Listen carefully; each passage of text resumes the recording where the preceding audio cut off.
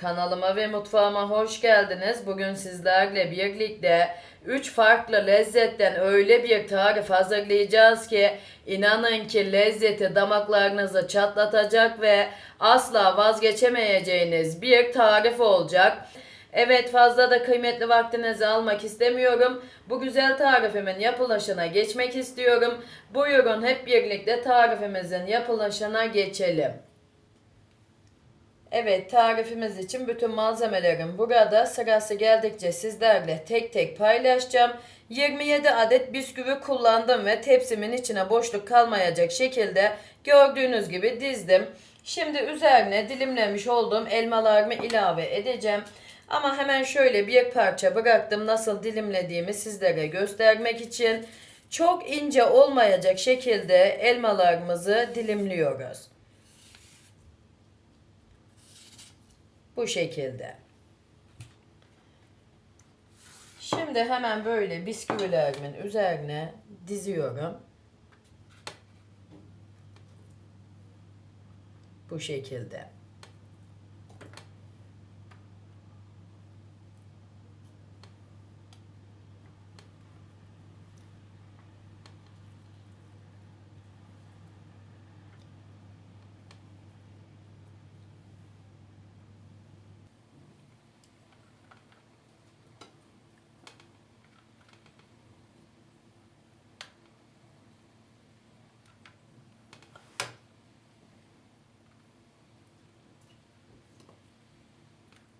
Şimdi tepsimi kenara alıyorum ve kek hamurumuzu hazırlayalım.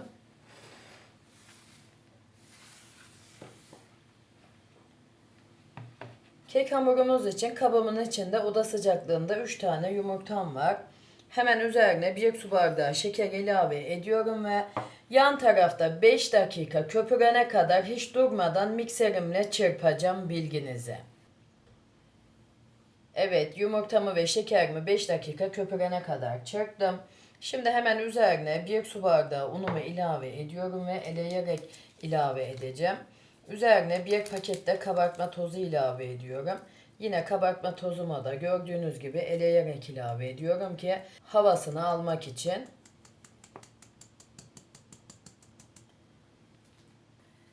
Şimdi yine yan tarafta pürüzsüz hale gelinceye kadar mikserimden geçireceğim. Pürüzsüz hale gelinceye kadar mikserimden geçirdim. Hemen şöyle göstereyim kıvamını. Evet, hamurumuzun kıvamı bu şekilde olacak.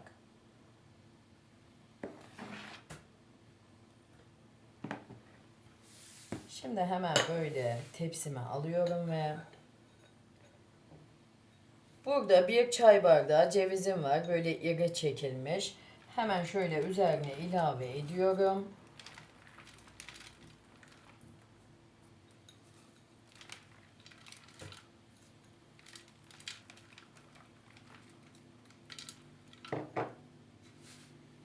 Bir tatlı kaşığı da tarçınım var. Hemen böyle tarçınımı da ilave ediyorum.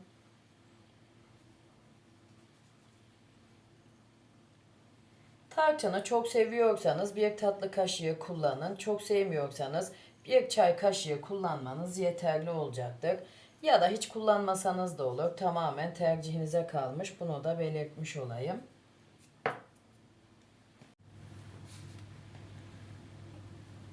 Şimdi hamurumuzu üzerine ilave edelim.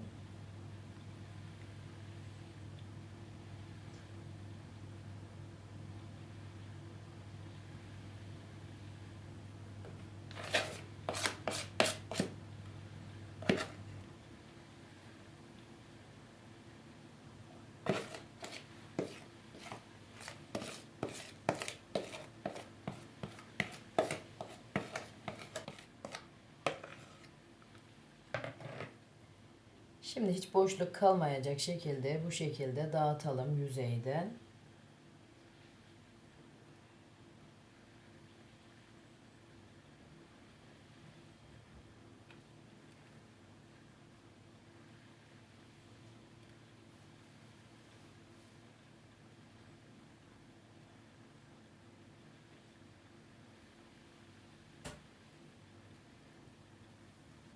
Gördüğünüz gibi hiç boşluk kalmayacak şekilde düzledim kek hamurumu. Şimdi fırınımı alt üst fan ayarlı 190 dereceye ayarlayacağım. Önceden 10 dakika ısındıktan sonra katıp pişireceğim. Her tarifimde olduğu gibi bu tarifimde de belirtmek istiyorum. Sizler yine de kendi fırınınızın ayarına göre ayarlayıp pişirirseniz daha güzel sonuçlar alırsınız. Çünkü neden derseniz fırınlarımızın markası aynı olmadığı için pişirme süresinde de değişiklik gösterebiliyor. Bunu da belirtmiş olayım. Kekimiz pişti. Benim fırınımda yarım saatte pişti. Bunu da hemen belirtmiş olayım. Şimdi tamamen soğusun. Soğuduktan sonra dilimler haline getirip iç dokusunu da sizlerle paylaşacağım. Tamamen soğudu kekimiz. Şimdi hemen böyle kasemle dilimler haline getireceğim.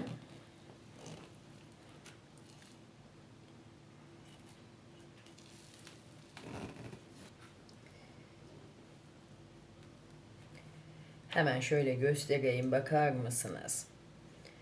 Kasemden çıkarmak istiyorum.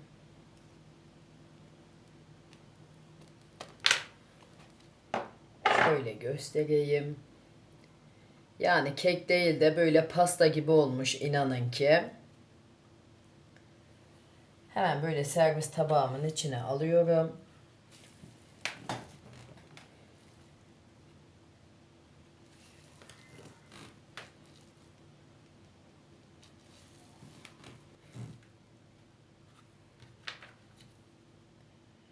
Yine hemen bu şekilde çıkartmak istiyorum.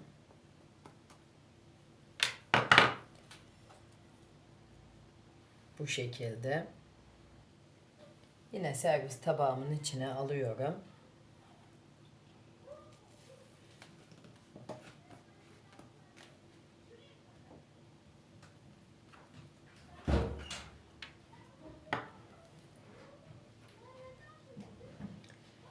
Yine servis tabağımın içine alıyorum. Şimdi hepsini sizlere gösterdiğim gibi yapıp bitireceğim. Evet, hepsini sizlere gösterdiğim gibi yapıp bitirdim ve servis tabağımın içine aldım. Hemen şöyle göstereyim. Kenardan çıkan parçalara da diğer servis tabağımın içine aldım. Yani o kadar güzel bir lezzet ki arkadaşlar, kesinlikle yapmanızı tavsiye ederim. Bir defa yaptığınızda inanın ki bağımlılık yapacak ve her zaman yapmak isteyeceğiniz tariflerinizden birisi olacak. Hemen böyle tadını anlatmak istiyorum arkadaşlar. Tadı böyle elmalı kurabiye gibi ama inanın ki elmalı kurabiyeden 3 kat daha lezzetli diyebilirim. Kesinlikle abartı olmaz.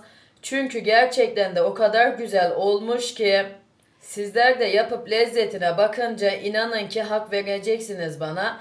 O kadar ki güzel bir lezzet, kesinlikle bundan emin olabilirsiniz.